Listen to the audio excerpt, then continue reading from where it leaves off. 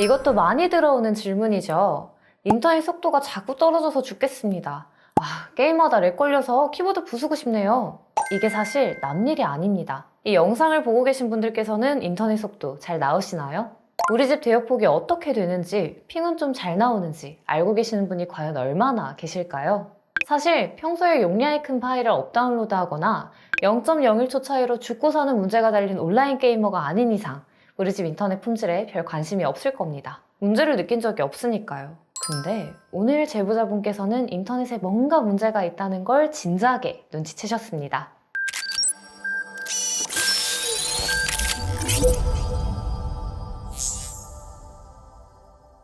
제보자님의 닉네임은 아원딸투파파.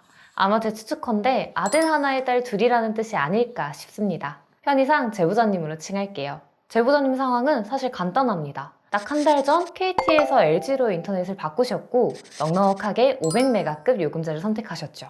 자, 여기까진 좋은데 LG로 인터넷을 바꾼 뒤로 아드님께서 게임에서 픽이 높아요 라는 이야기를 하셨대요. 게다가 제보자님 본인도 뭔가 이상한 걸 느끼셨다고 하는데 평소였으면 물 한 잔 마시고 오면 끝나 있을 파일 다운로드가 5분, 10분이 지나도 끝나 있지 않은 경우를 덜어 겪으셨대요. 그러다가 속도 측정의 개념을 아시고 fast닷컴에서 측정하셨는데 아니 글쎄 속도가 100메가 언저리? 정리하자면 통신사를 이동하고 500메가급 인터넷을 이용하시는데 이상한 징후들을 목격해서 속도 측정 플랫폼을 이용해보니 고작 100메가급 정도로 측정된 겁니다. 상황만 놓고 보면 우리 제보자님께서는 분노하실 수밖에 없는 상황인 거죠. 이후 100메가의 은정님께서 안내해드렸는데 문제 해결을 위한 두 분의 티키타카가 정말 모범답안이다 싶습니다. 우리 제보자님과 은정님께서 용의자를 선정하고 진범을 찾아내는 과정을 같이 한번 쫓아가 보겠습니다. 인터넷 속도 문제는 원인이 정말 다양합니다. 그래서 일반적으로 확률이 높은 순으로 용의자 목록을 만들고 이들의 알리바이를 하나씩 검증하는 방식으로 범인을 찾아내는 게 핵심이죠. 매번 등장하는 주력 용의자는 5가지고요. 딱 한 가지를 빼고는 어떻게든 우리 손으로 해결할 수 있습니다. 애초부터 속도 측정을 잘못했을 수 있습니다. 믿기 힘드시겠지만 꽤 많이 발생하는 해프닝이에요. 막 영화 다운 받아놓고 전자레인지로 음식 돌리면서 블루투스 헤드셋 끼고 온라인 게임 하면서 네트워크에 무리하게 부하를 준 상태로 속도 측정을 하면 안 됩니다. 그리고 가장 근사치에 가까운 속도를 조회해줄 플랫폼에서 공유기를 빼고 PC에 랜선을 직결해서 측정해야 해요. UTP 케이블, 이게 잘 꺾이는데 꺾이면 불량이 될 확률도 높습니다. 뭔가 애매하게 접혔다, 찍힘이 있다, 가격 얼마 안 하니 새로 사십시오. 또 UTP 케이블 체결이 불량해서 문제되는 경우 정말 많습니다. 옛날 게임팩처럼 후후 불어서 먼지 좀 빼주세요. 다음 용의자는 공유기입니다. 공유기가 천년만년 작동하면 좋겠지만 24시간 항상 작동하고 있으니 그만큼 수명도 빨리 줍니다. 사실 공유기 본체보다 전원 어댑터가 먼저 가는 경우가 많고요. 이렇게 어댑터가 제 역할을 못하면 전압 불균형으로 공유기 성능이 바닥을 치게 됩니다. 낮은 확률이지만 컴퓨터도 용의자입니다. 기가비트 인터넷을 지원하는 메인보드인지, 인풋 아웃풋 병목이 없을 만큼의 스펙인지, 드라이버 업데이트는 잘 받고 있는지, 운영체제나 어플리케이션에서 요상한 설정을 하진 않았는지 대충 이 정도만 체크하셔도 됩니다. 다 떠나서 윈도우 10 이상이거나 컴퓨터가 8년 이상 묵은 게 아니라면 이게 원인일 가능성은 극히 낮습니다. 자, 그런데 말입니다. 제보자님은 하필 우리가 손으로 해결할 수 없는 딱 한 가지였습니다. 통신사의 원천통신만 문제였던 거죠. 백메가 은정님께서 몇 가지 안내를 해드렸는데 제보자님이 엄청 적극적이셔서 단서 찾기가 수월했습니다. 안내해드린 대로 벤치비에서 속도를 측정하셨는데 여전히 좀 부족하긴 하지만 최저 보장 속도는 턱걸이로 넘겼고요. 그리고 은정님께서 따로 요청하지 않았는데 제보자님께서 통신단자함 사진을 찍어 보내주셨거든요. 여기에 나온 이거 LG U 플러스 게이트웨이 장비고요. 꽁무니가 레트로하죠?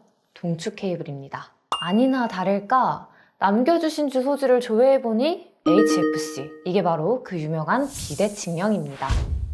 통신사마다 우리 집까지 인터넷을 제공하는 방식은 다 제각각입니다. 사실 그 종류는 더 다양한데 크게 뭉뚱그리면 대칭령이라는 좋은 녀석과 비대칭령이라는 나쁜 녀석으로 나뉘죠. 쉽게 생각해서 대칭령은 나의 쾌적한 랜선 생활을 보장하는 짱짱하고 빠른 인터넷망이고요. 비대칭령은 잦은 끊김과 속도 저하로 스트레스를 유발하는 망입니다. 그러니까 제보자님께서 겪으셨던 게임에서의 잦은 핑과 속 터지는 업다운로드 같은 문제들은 모두 비대칭형으로부터 비롯된 문제였던 거예요. 그렇다고 이게 통신사의 AS를 요청해서 해결될 문제도 아닙니다. 대칭형망으로 바꿀 수도 없고 품질 안 좋다고 요금 깎아주는 일도 없거든요. 그냥 같은 돈 내고 더 안 좋은 서비스를 이용하는 게 비대칭형이라고 보시면 됩니다. 그래서 결론적으로 제보자님 사건의 진범은 세 가지의 아주 확실한 증거, 500메가에 못 미치는 속도 측정 값과 주소지를 통한 내부 통신망 조회, 그리고 집 통신 단자함에 설치된 통신사 장비 확인으로 밝혀낼 수 있었습니다. 바로 비대칭형 문제로요. 여러분께서도 이런 문제를 사전에 방지하려면 우리 집 주소지에 각각의 통신사들이 어떤 인터넷망을 제공하는지 파악해 봐야 합니다. 이게 통신사나 일선 대리점에서 알아서 챙겨주는 것도 아니고 판매점 입장에서는 아예 이런 개념에 관심이 없는 경우가 더 많습니다. 애초에 통신사들의 행정정보를 정말 확실하게 제대로 공개하지도 않으니까요. 결국 제보자님께서는 두 가지 선택지를 놓고 고민하셨습니다. 울며 겨자 먹기로 LG U+를 계속 사용할지 아니면 요금 인상을 감내하고 다른 통신사로 갈아탈지로요. 이게 휴대폰 인터넷 결합으로 꽤 많은 요금 할인을 받고 계셔서 통신사를 이동하는 게 쉬운 일이 아니었거든요. 결국은 나중에 찾아오셔서 다른 통신사로 이동하시긴 했는데 저렴한 월요금이냐 아니면 품질이냐 전형적인 트레이드 오프 상황이었기에 어떤 선택에도 대가가 따릅니다. 기가 인터넷이 상용화된 게 2014년 가을이었으니 벌써 10년 차입니다. 근데 겉모습만 기가 인터넷이지 속모습은 제각각인 경우가 덜어 있습니다. 일단 소비자 입장에서 제대로 된 인터넷 품질을 보장받으려면 통신사의 인프라 투자가 선행되어야 합니다. 초고속 인프라의 상용화가 2006년이었으니 벌써 17년 전 이야기인 거죠. 그런데 아직도 특정 소비자에게는 초고속과 거리가 먼 오래된 방식의 인터넷이 제공되는 게 현실입니다. 물론 바라보는 관점에 따라 일선 가정 하나하나까지 초고속 인프라를 통신사들이 제공하는 건 무리라 생각할 수도 있습니다. 그렇지만 딱 한 걸음 떨어져 생각해보면 우리가 사용하는 통신 서비스는 기본적으로 SOC 산업입니다. 심지어 법에서도 보편적 통신 역무의 권리가 명시되어 있죠. 모든 시민은 언제 어디서나 차별 없는 통신 서비스를 누릴 권리가 있다고 말입니다. 자본과 행정의 이해득실 때문에 소외계층이 만들어지고 공공연한 역차별이 현재도 존재한다는 사실이 살짝 서늘하기도 합니다. 좀 무거웠는데 인터넷 새로 갈아타실 때 되면 설치하실 장소에 통신사 인프라 조회 먼저 해보시기 바랍니다. 저희 백메가에서는 다 해드리고 있으니 저희를 찾아주시면 감사합니다. 여기까지 오늘 사례의 더 자세한 내막은 백메가 문의 게시판에서도 확인하실 수 있고요. 이 외에도 인터넷과 관련된 문의사항은 언제든지 편하게 댓글로 남겨주세요.